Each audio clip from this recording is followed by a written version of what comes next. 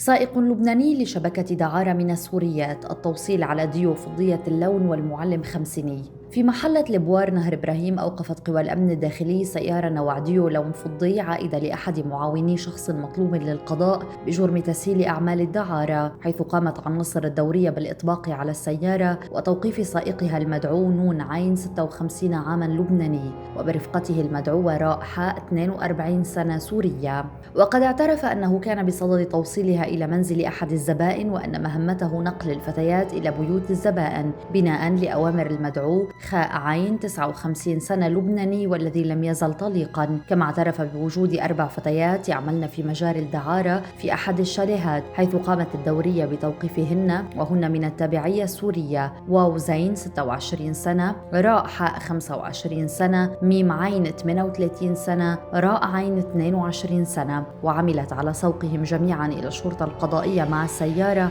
بعد أن جرى تفتيشهم ولم تضبط أي ممنوعات بحوزتهم.